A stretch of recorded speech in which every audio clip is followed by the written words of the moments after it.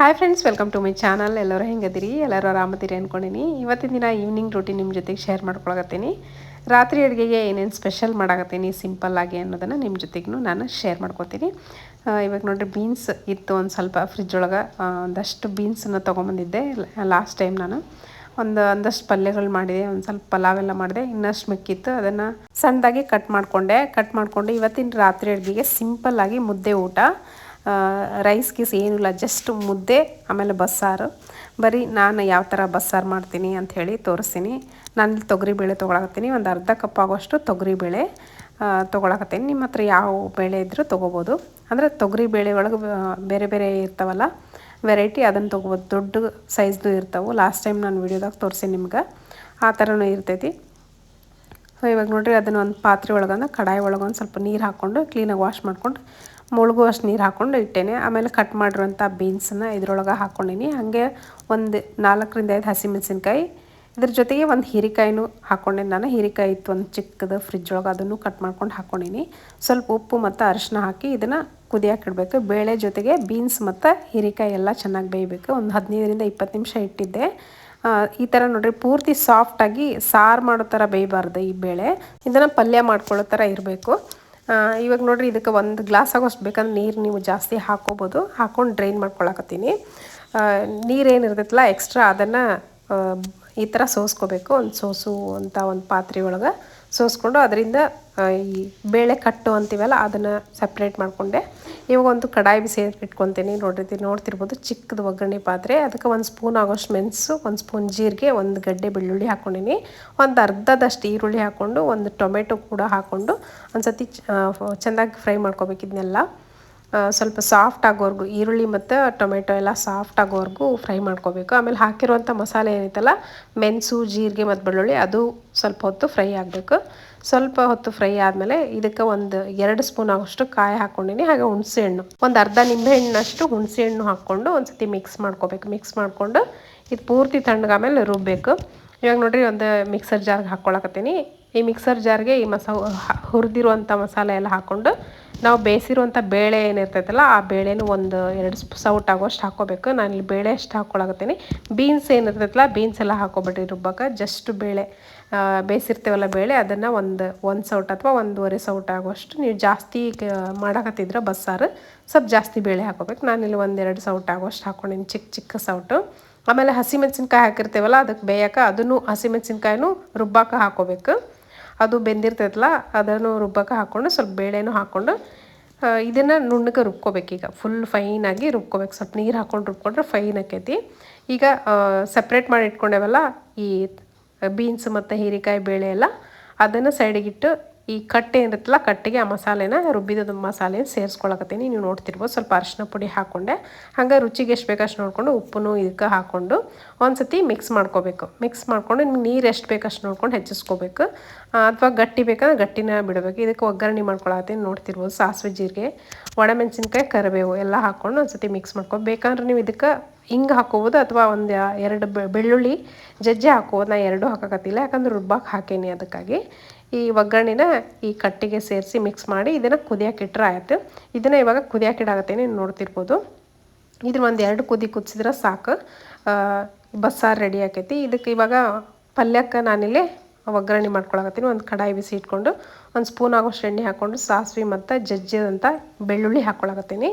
ಬೆಳ್ಳುಳ್ಳಿ ಸ್ವಲ್ಪ ಹೊತ್ತು ಫ್ರೈ ಆಗಬೇಕು. ಆಮೇಲೆ ಅದರ ಕೆಂಪಗೆ ಮಾಡಬಾರ್ದು, ಬೆಳ್ಳುಳ್ಳಿನ ಹೊತ್ತಿದ ಥರ ಮಾಡಬಾರ್ದು, ಜಸ್ಟ್ ಅದೇ ಕಲರ್ ಇರ್ಬೇಕು. ಜಸ್ಟ್ ಎಣ್ಣೆ ಒಳಗೆ ಫ್ರೈ ಆಗಬೇಕು. ಸ್ವಲ್ಪ ಕರಿಬೇವು ಹಾಕ್ಕೊಂಡು 2 ಒಣಮೆಣಸಿನ್ಕಾಯಿನೂ ಹಾಕ್ಕೊಳಕತ್ತೀನಿ.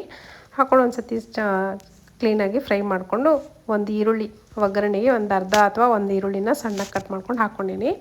ಈರುಳ್ಳಿನೂ ಅಷ್ಟೇ ಜಸ್ಟ್ ಒಂದು ಸತಿ ಟ್ರಾನ್ಸ್ಪರೆಂಟ್ ಆಗೋವರೆಗೂ ಫ್ರೈ ಮಾಡಿದ್ರೆ ಸಾಕು. ಜಾಸ್ತಿ ಫ್ರೈ ಮಾಡೋದು ಬೇಕಾಗಿಲ್ಲ, ಯಾಕಂದರೆ ಈ ಪಲ್ಯದ ಒಗ್ಗರಣೆ ಭಾಳ ಸಿಂಪಲ್ ಆಗಿರ್ತೈತೆ. ಹಾಗಾಗಿ ಆಮೇಲೆ ಈ ಬೇಯಿಸಿರುವಂಥ ತರಕಾರಿ ಮತ್ತು ಬೇಳೆ ಐತಲ್ಲ, ಬೀನ್ಸು ಆಮೇಲೆ ಹೀರೆಕಾಯಿ ಎಲ್ಲ, ಇದಕ್ಕೆ ಈ ತರಕಾರಿಗೆ ನೀವು ಏನು ಬೇಕಾದ್ರೂ ಹಾಕ್ಕೋಬೋದು. ಬರೀ ಇದೆ ಬೀನ್ಸೇ ಹಾಕ್ಕೋಬೇಕಂತೇನಿಲ್ಲ.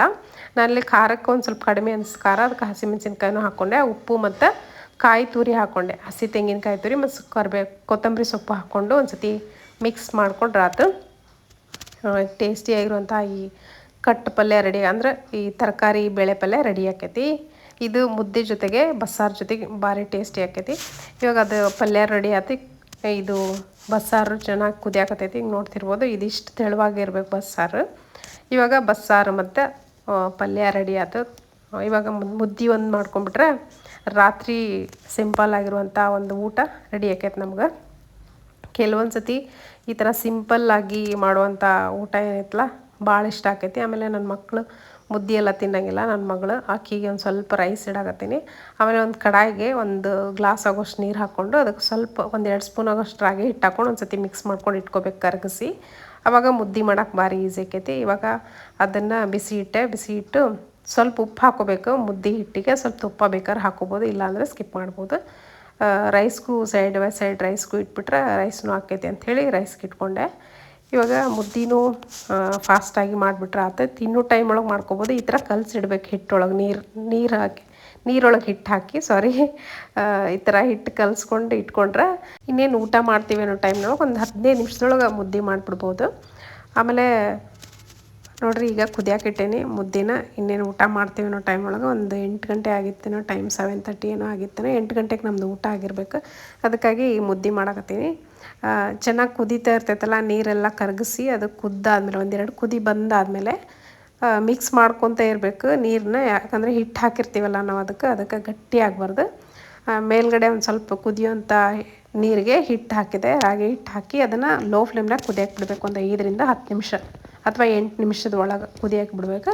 ಅಷ್ಟರೊಳಗೆ ಒಂದು ಸ್ವಲ್ಪ ಪಾತ್ರೆಗಳು ಇದ್ವು ನನಗೂ. ಪಾತ್ರೆ ಎಲ್ಲ ತೊಳ್ಕೊಂಡ್ಬಿಟ್ರೆ ಈಸಿ ಆಗ್ತೈತಿ. ನಮ್ಮದು ಸಿಂಕ್ ಭಾಳ ಸಣ್ಣದಿರೋದ್ರಿಂದ ಸ್ವಲ್ಪ ಪಾತ್ರೆ ಬಿದ್ದರೂ ಫುಲ್ಲು ತುಂಬಿಬಿಡ್ತೈತೆ ಸಿಂಕೆಲ್ಲ.